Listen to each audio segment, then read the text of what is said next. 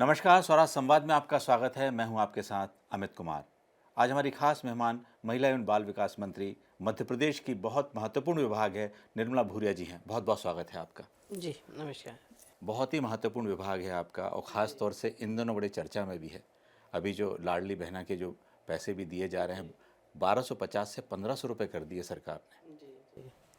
देखिए, जब लाडली बहनाओं की योजना की शुरुआत हुई थी और उसी समय ये कहा था कि हम धीरे धीरे करके लाडली बहनों का ये जो हम दे रहे हैं उसको बढ़ाने का काम करेंगे। और 1,000 से शुरुआत हुई थी, इससे फिर 1250 और हमने अभी हमारे मुख्यमंत्री डॉक्टर मोहन यादव जी ने ये कहा था कि भाई दूज से हम लोग 1500 करेंगे, और वो इस बार हम लोगों ने उनके खाते में ट्रांसफ़र किए 1500। तो ये कि भारतीय जनता पार्टी की सरकार और मुख्यमंत्री और हमारा संगठन जो कहता है वो उसको करके दिखाता है। ऐसा नहीं कि कह दिया तो वो हो गया, लेकिन उसको करके दिखाता। और हमारा फोकस महिलाओं के ऊपर है, चाहे हमारी केंद्र की सरकार हो, हमारे देश के मुखिया परमादरणीय प्रधानमंत्री नरेंद्र भाई मोदी हो, या हमारे मुख्यमंत्री डॉक्टर मोहन यादव जी हों। लगातार महिलाओं के ऊपर फोकस है। अभी भी वो हमारे प्रधानमंत्री जी पिछले महीने जब धार में आए थे, तो वहाँ पे भी एक बड़ी उसका उद्घाटन करके वो गए, टेक्सटाइल पार्क का। और उसमें महिलाओं को खासकर काफ़ी कुछ रोज़गार वहाँ पे मिलेगा। और हमारे मुख्यमंत्री भी इसमें लगातार लगे हुए हैं कि हम अपनी महिलाओं को, अपने माता बहनों को किस तरह से सशक्त और आत्मनिर्भर बना सके। ये हमारा और हमारी सरकार का फोकस है, और हम बिल्कुल, लोग आप हमेशा करेंगे। बात करती हैं कि महिलाएं आत्मनिर्भर बने और उनको रोजगार से कैसे जोड़ा जाए। कोई ऐसी योजना है अभी जो लगता है आपको कि जैसे उनको रोजगार से आपने कहा कि जो पार्क बन रहा है, टेक्सटाइल पार्क है, उसमें नौकरी मिलेगी, या और भी कहीं उनको रोजगार से जोड़ा जाएगा? देखिए, हम लोग इसमें वर्क कर रहे हैं और जल्दी भी इसका रिज़ल्ट मिलेगा हमें। चाहे वो हमारे प्राइवेट सेक्टर हो या हमारे सरकार के जो भी चीज़ है, हम ऐसी चीज़ लेकर के आएंगे कि जो हमारी लाडली बहनें हैं या दूसरे भी जो हमारे बच्चियां हैं जो पढ़ लिख करके निकल रही है, जिनको नौकरियां मिल रही, वो तो ठीक है, लेकिन उनको कहीं ना कहीं हम लोग रोज़गार से जोड़ें। और वो लेने वाली नहीं, देने वाली बने, कि हमारी महिलाएं इतनी सशक्त हो जाए या कुछ ऐसा उद्योग धंधे या ऐसी किसी चीज़ से जुड़ जाए कि वो 100 और महिलाओं को काम दे सके। और इस उसमें लगातार हम लोगों का वर्क चल रहा है, काम चल रहा है। और जल्द से जल्द हम कुछ ऐसी चीज़ लेकर के आएंगे कि वो रोज़गार हम उनको दे सके। मध्य प्रदेश बीमारू राज्य से तो बाहर आ गया, जी। लेकिन आज भी खबरें आती हैं कि बच्चे जो कुपोषित हैं, कई जगहों पे इस तरह से खबरें आती हैं। लगता है कि वो दाग कब मिटेगा? देखिए, कुपोषण की जहाँ तक बात है, मैं हर समय ये कहती हूँ कि जो कुपोषण है वो उसमें जागरूकता की हमें ज़रूरत है। कि जहाँ तक हम अपनी माता बहनों को, चाहे वो सोसाइटी हो, हमारा समाज हो, चाहे वो नगरीय क्षेत्र हो या ग्रामीण क्षेत्र हो, क्योंकि इसको हम कुपोषण को अमीरी गरीबी से नहीं जोड़ सकते। तो इसमें अवेयरनेस की ज़्यादा ज़रूरत है कि बच्चों को ऐसी पौष्टिक चीज़ दें, ऐसा जो भी वो खाता है, चाहे वो नाश्ता हो, चिक्की हो, लड्डू हो। और इसमें कई तरह के नवाचार भी हम लोग कर रहे हैं। हमने मेरे ही ज़िले में, झाबुआ ज़िले में हम लोगों ने नवाचार किया और उसमें हमें काफ़ी सफलता मिली। हम जो हमारे कुपोषित बच्चे थे, सेम मेम बच्चे थे, उनकी एक एक बच्चे की, इवन जो पलायन उनके माता पिता कहीं कर जाते हैं, तो उन बच्चों की भी हिस्ट्री रखी और किस समय वो आते हैं, तो उनकी मॉनिटरिंग करके और उनको पूरा वॉच रखा। और मोटी आई उस कैंपेन का नाम हम लोगों ने दिया, उसको मालिश करके और उसको पौष्टिक चीज़ें दे करके और उसको इस कुपोषण से उभारने का काम किया है। और ऐसे कि ऐसे दूसरे ज़िलों में भी हमारे नवाचार कई लोग कर रहे हैं। और मुझे विश्वास है कि हम सब मिल कर के इसका जो कुपोषण जैसे आपने कहा ना कि ये जो दाग है उसको जल्द से जल्द मिटाने का काम करें। जैसे श्योपुर है, उमरिया है, मंडला है, कई ऐसे और भी ज़िले हैं जहाँ झाबुआ जैसी जो पहल आपने शुरुआत की है मोटी वाली, वो शुरू करने की ज़रूरत जी हाँ, हम लोग पूरे प्रदेश के लिए ऐसी वो योजनाएं बनाने का काम कर रहे हैं कि जहाँ एक आंकड़ा तो हमारे पास है ही है, लेकिन उसके जहाँ ज़्यादा हमें ऐसे जैसे आपने बताया है कि इस तरह की जो चीज़ें शिवपुरी या इस तरह की जहाँ ज़्यादा कुपोषित बच्चे या इस तरह की बातें निकल कर के आती है, तो वहाँ एक्स्ट्रा हम लोग एफर्ट लगा के फोकस करके और उसको काम हम लोगों का शुरू करेंगे और इस चीज़ को उभारने का काम करें। है। लाडली बहना के लिए पैसे मिल रहे हैं, 1500 रुपये दे रहे हैं। खास तौर से आदिवासी वर्ग के लिए कोई और ऐसी योजना जिनके उनके उत्थान के लिए कोई काम हो रहा है कि? देखिए वहाँ जो है वहाँ हमारी उन माता बहनों को कैसे रोजगार से हम लोग जोड़ सके, ये तो मिल ही रहे 1500 रुपये, लेकिन वहाँ भी जैसे हमारी स्वयं सहायता वाली जो हमारी माता बहनें जो खेती से संबंधित या छोटे छोटे जो कुटीर उद्योग है जैसे मसाला बनाना या दूसरी जो चीज़ें खेती से संबंधित वो जो कर सकती है, तो ऐसे पॉकेट एरिया में जहाँ जैसे आज कल जो मोटे अनाज का भी जो है एरिया है, तो वो खेती के क्षेत्र में भी किस तरह से वो कर सकती है, तो हम उसमें मॉनिटरिंग कर रहे हैं। हम लोगों की योजनाएं छोटी छोटी है, तो आने वाले समय में वो भी चीज़ हम लोग करेंगे। जी। एक और नशा मुक्ति के लेके जन जागरूकता का अभियान भी आप चलाती हैं। आपको लगता है कि ये पूरे, वैसे तो पूरे प्रदेश में दूर होना चाहिए, लेकिन आपने खास तौर से अपने इलाके में इस बात की शुरुआत की है? जी, देखिए नशा ऐसी चीज़ है जो मेरा ये मानना है कि वो पूरे परिवार को बर्बाद कर देता है और कहीं न कहीं महिलाओं को ज़्यादा झेलना पड़ता है। अगर कोई व्यक्ति वो ये करता है नशा, तो सबसे ज़्यादा अगर कोई परेशान रहता है तो वो घर की महिला ही रहती है। तो उसके भी अवेयरनेस के हम लोग साथ साथ में हमारा विभाग भी और हम लोग भी समझाइश देते हैं और अवेयरनेस के कार्यक्रम हम लोग चलाते हैं। आपने एक और बात उठाई थी, जो परिवार में लिंग आधारित जो हिंसा होती है, क्योंकि आप बेटा बेटियों को बराबर मानते हैं, लेकिन जब हिंसा इस तरह की होती है उसको कैसे रोकथाम कर सकते हैं? वो भी एक चुनौती है बड़े समाज के लिए। जी ये है क्योंकि लिंगात्मक अगर ये इस तरह की हिंसा होती है, इसलिए मैं कहीं भी जाती हूँ तो ये कहती हूँ कि हम लोग ठीक है, जो गर्ल्स कॉलेज है, स्कूल है, यहाँ हैं, जैसे साइबर की भी ऐसे जी। बड़े सेमिनार होते हैं या कार्यक्रम होते हैं, फोकस जो होते हैं महिलाओं के ऊपर, तो वहाँ तो करते हैं, लेकिन मैंने ये कहा है कि नहीं, इसके साथ साथ हमें लड़कों को भी फोकस करना चाहिए और साथ में बैठ के, क्योंकि जितनी जवाबदारी मुझे लगता है महिलाओं की, उतनी ही समझाइश की ज़रूरत मुझे लगता है कि लड़कों को, बच्चों को भी रहती है। तो हम लड़की को तो कहते हैं कि ये करना चाहिए, वो करना चाहिए, लेकिन उतनी ही समझाइश की ज़रूरत मुझे लगता आज के समय में लड़कों को भी है। उनको भी ये समझाइश देना पड़ेगी कि भाई किस रास्ते जाना है, कैसा व्यवहार करना चाहिए, किस तरह सा, क्योंकि परिवार से, स्कूल से और सबसे जुड़े हुए रहते हैं, तो इसलिए मैं कहती हूँ कि दोनों को समझाइश की ज़रूरत है और मुझे लगता है कि इसमें हम लोग आगे बढ़ेंगे तो काफ़ी कुछ कर पाएंगे। एक आपने बात कही स्वयं सहायता समूह के जरिए भी बहुत सारे लोग काम कर रहे हैं, लेकिन कई बार देखने में आता है कि कुछ लोग ही इसमें लाभान्वित हो रहे हैं। सिस्टम में किस तरह का सुधार लाएंगे कि कम से कम सही व्यक्ति तक वो उसका धन या उसका लाभ पहुंच सके? सही कहा आपने, कुछ कुछ समूह ऐसे हैं जो बहुत अच्छा काम करते हैं। हम लोग भी जब ग्रामीण क्षेत्रों में अपने क्षेत्रों में भी जाते हैं तो वो बहुत अच्छा काम करते हैं और अपनी जो प्रोडक्ट वो बनाते हैं या ऐसा करते हैं, तो वो कई हाट बाज़ारों में या ऐसे जो स्टॉल वगैरह लगते हैं तो वहाँ पे भी लेकर के वो चीज़ आते हैं।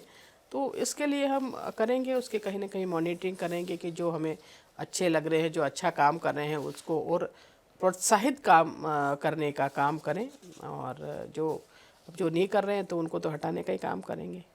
कई बार मध्य प्रदेश में आंगनवाड़ियाँ भी बहुत ही हद तक अच्छा काम कर रही हैं कि बच्चों को एजुकेशन देना हो, स्वास्थ्य की बात हो, जो छोटे छोटे इलाकों में मिलना चाहिए, उसको किस तरह से आप डेवलप कर रही हैं? देखिए, इसमें फोकस हमारे प्रधानमंत्री जी का भी है। जी। और उन्होंने ही ऐसा एक ग्रुप वो बना दिया है हमारे मुख्यमंत्री जी ने कि सभी जो डिपार्टमेंट हैं जो इससे संबंधित है, जैसे महिला बाल विकास हो, हमारा हेल्थ डिपार्टमेंट हो, स्कूल शिक्षा विभाग हो, ट्रैवल है, पंचायत और ग्रामीण विकास है, खासकर ये जो 4-5 विभाग है, ये मिल कर के फोकस करें, क्योंकि ये सब एक दूसरे से जुड़े हुए हैं। जैसे हेल्थ है तो आंगनवाड़ी में ठीक है हमारी बहनें काम करती है, लेकिन जो स्वास्थ्य संबंधित जो काम है वो तो वही कर पाएगा। शिक्षा से संबंधित जो पढ़ाने वाली बात है वो स्कूल शिक्षा विभाग, जैसे ट्राइबल क्षेत्रों में ट्राइबल विभाग दिखता है तो वहाँ वो देख लेंगे। पंचायत ग्रामीण विकास विभाग है तो वो स्वयं सहायता समूह दूसरी महिलाएं हैं उससे जुड़ी हुई। तो ये सब विभाग कोऑर्डिनेट करके आपस में समन्वय बिठा करके और काम करें, तो इस पे भी हमारे प्रधानमंत्री जी और मुख्यमंत्री जी का फोकस है और हम मिलके करेंगे ये काम। आप एक ऐसी विरासत को संभाल रही हैं दिलीप सिंह भूरिया जी, जो एक जननेता थे आदिवासी समाज के लिए, जी। और उन्होंने जिस तरह से काम किया है अपने क्षेत्र के लिए, किस तरह से आप उस विरासत को आगे बढ़ा रही हैं अपने क्षेत्र में ख़ास तौर से? देखिए, मेरे पिताजी स्वर्गीय दिलीप सिंह जी भूरिया एक लंबा राजनीतिक कैरियर रहा उन्होंने, और जनजातीय क्षेत्रों में हैं, देश के कोने कोने में जाकर के जब वो आयोग के अध्यक्ष रहे तो मुझे लगता है कि कोई भी ऐसा क्षेत्र छोड़ा नहीं होगा उन्होंने। और किस तरह से काम करना चाहिए, किस लगन से काम करना चाहिए, और तो ये उन्हीं से मैंने सीखा कि किस तन्मयता के साथ में किन परिस्थितियों में हमेशा ही संघर्ष किया उन्होंने। उनको मैंने बचपन से ही देखा, एक छोटे से गांव से निकल करके वो आए और एक इतना लंबा राजनीतिक जीवन इन्होंने जिया। तो हर परिस्थितियों में काम कैसे करना आम व्यक्ति का, किस तरह से संघर्ष करना, ये सारी चीज़ें मैंने सीखी। और आज वो कुछ चीज़ें ही है मेरे पास में, लेकिन मुझे गर्व है कि मैं उस विरासत को आगे बढ़ाने का काम कर रही हूँ। और अच्छा कोशिश कर रही हूँ कि अच्छा काम कर सकूँ मैं उसको 6 बार विरासत को आगे। सांसद रहे वो, और जी। लगातार उनका एक लंबा करियर रहा। जी। आपकी शुरुआत कैसे हो गई राजनीति में आने की? कुछ सोच रखा था कि अनायास ही हुई? देखिए, सोच तो नहीं रखा था, अनायास ही ऐसे पंचायत के चुनाव आए और महिला सीट आरक्षित हो गई जिला पंचायत की। सहज ही सब लोगों का आग्रह, कॉलेज में उस समय पढ़ रही थी, आग्रह रहा कि इससे अच्छा कैंडिडेट हो ही नहीं सकता, और सहज पूछ लिया कि चुनाव लड़ोगे, और मैंने भी हाँ कह दिया। तो ये इस तरह से चुनाव लड़ लिया और एक राजनीति में आना हो गया। उसके बाद फिर विधानसभा का चुनाव लड़े और तब से लेकर आज तक ये राजनीतिक यात्रा चालू है और कर रहे हैं, उसको ईमानदारी से निभा रहे हैं। जी। आपको पहली बार आपको जो आप मंत्री बनी बहुत कम समय तक रहीं, लेकिन इस बार जो आपको विभाग मिला है जी। जिसमें बहुत काम करने की ज़रूरत, आपको लगता है कि इसमें आपको आगे और 3 साल जो है इसमें किस तरह से और काम करने की इसमें ज़रूरत है? जी, मुझे भी लगता है कि ये बहुत ही जवाबदारी वाला काम मुझे मिला है, और बहुत कुछ करने की संभावना है इसमें, और मैं भी बहुत कुछ करना चाहती हूँ, खासकर महिलाओं के लिए और बच्चों के लिए नई नई चीज़ें लेकर के आए और उनको कैसे सुधार सके हम। जैसे कुपोषण वाली बात हो, महिलाओं को सशक्त करने वाली बात हो, उनके अवेयरनेस हो, उनकी जागरूकता के हो। तो ऐसे अनेकों चीज़ जब शुरुआत में मैंने इस विभाग को संभाला, जहाँ तक आप जान नहीं लेते हो वहाँ तक आपको लगता है कि क्या होगा इसमें। अब मुझे भी शुरू शुरू में जब मैंने इस विभाग को संभाला तो लगता था कि इसमें क्या होगा, कैसा होगा। हालांकि विधायक तो थे, काम कर रहे थे सारी चीज़ें, लेकिन जब काम करना चालू किया, इसमें शुरुआत करी, तो ऐसा लगता है कि इसमें तो अथाह काम करने के लिए यहाँ सारी चीज़ें हैं, बहुत कुछ हम हर क्षेत्र में कर सकते हैं। तो ये कि आगे बढ़ाने का और अच्छा काम करने का प्रयास कर रही हूँ। जी, आपने बताया कि पिता से मोटिवेशन तो मिले, और क्या ऐसा मोटिवेशनल फैक्टर है आपके जीवन में जिसको आपको लगता है कि इस तरह से काम और आगे बढ़ाएं और आगे काम करते रहें? कौन सा मोटिवेशन है वो? देखिए, पिता से तो मिलता ही है। कई बार ऐसा कुछ क्षण ऐसे आ जाते हैं कि लगता है, क्योंकि राजनीति में हर तरह के व्यक्तियों से सामना होता है, हर तरह की परिस्थितियों से सामना होता है, तो कई बार कुछ ऐसे वो लग जाता है। तो लेकिन लोगों से भी, कई तरह के लोगों से प्रेरणा मिल जाती है। कई बार हमें छोटी छोटी बातें या छोटी छोटी चीज़ें ऐसी छू जाती है, तो ऐसा लगता है कि नहीं, इनके लिए काम करना है।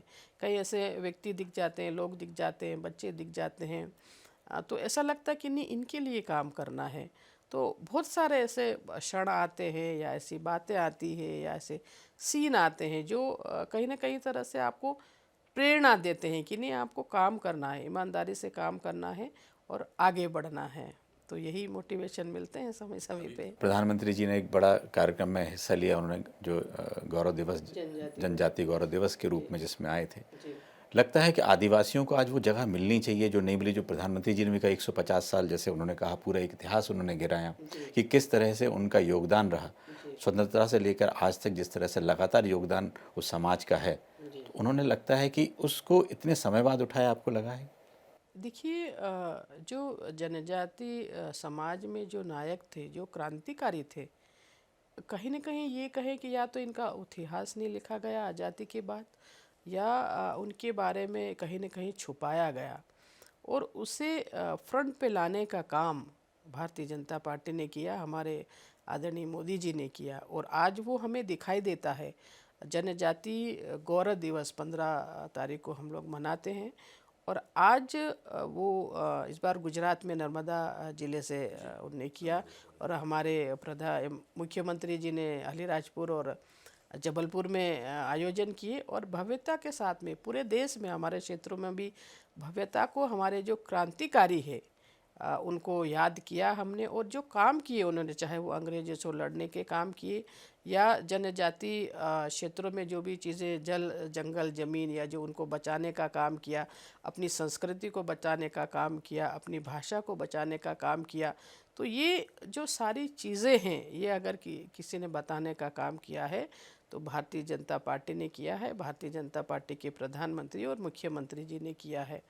तो ये आपको लगता है कि जो पैसा कानून बना है जिससे आदिवासियों को मुख्य धारा में जोड़ने में मदद मिल सकती है क्या, या आपको लगता है कि और भी कोई ज़रिया है कि अभी उनको और मुख्य धारा में जोड़ने की ज़रूरत है आदिवासियों को? देखिए, जो पैसा कानून बना है, और मुख्य रूप से उसमें मेरे पिता स्वर्गीय दिलीप सिंह जी भुरिया का एक बहुत अहम रोल उसमें रहा है, और उन्होंने देश के कोने कोने में जाकर के हमारे जितने भी जनजातियां हैं, उपजातियां हैं, मुझे लगता है कि देश का कोई भी कोना ऐसा छोड़ा नहीं होगा। और चूंकि वो उस नीचे से, उस धरातल से निकल कर के आए, और उन्होंने वो सब चीज़ देखा, सहा, और उसी चीज़ को उन्होंने निकाल के रखा है और बनाने का काम किया है। और मुझे लगता है कि उस पेशा एक्ट में वो जो चीज़ है वो हो जाए, तो मुझे लगता है कि वही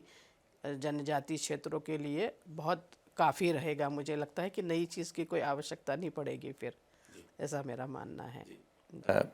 एक सवाल ये है कि जैसे आदिवासी समाज से राष्ट्रपति तक पहुंच चुकी हैं मैडम, आपको लगता है मध्य प्रदेश में भी आदिवासी मुख्यमंत्री होना चाहिए इस तरह से?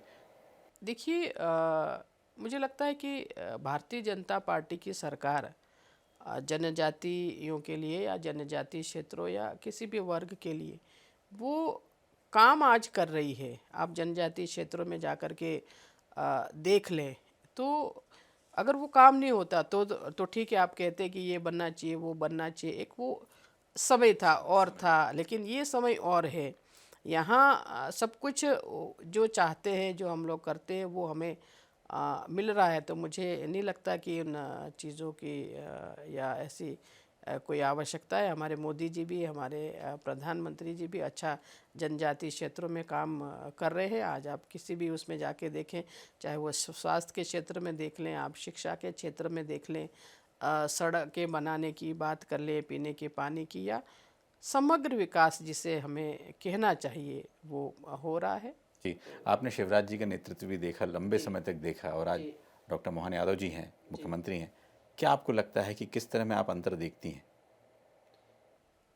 देखिए अंतर तो नहीं, हमारी तो ये कि अंत्योदय वाली जो बात है, भारतीय जनता पार्टी का जो संगठन है और जो काम करने की जो शैली है, जो पद्धति है, सबका अपना अपना एक तरीका होता है।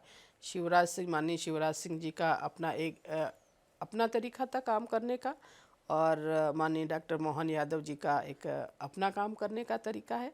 तो सब अपने आप में परफेक्ट है, और सब जो आम व्यक्ति तक जो योजनाएं पहुंचनी चाहिए, ऐसी योजनाएं बनाने का काम किया कर रहे हैं और आगे तक भी करते रहेंगे। आप बहुत कम समय में 25 साल की उम्र में आपका विधायक जी बनी। जी।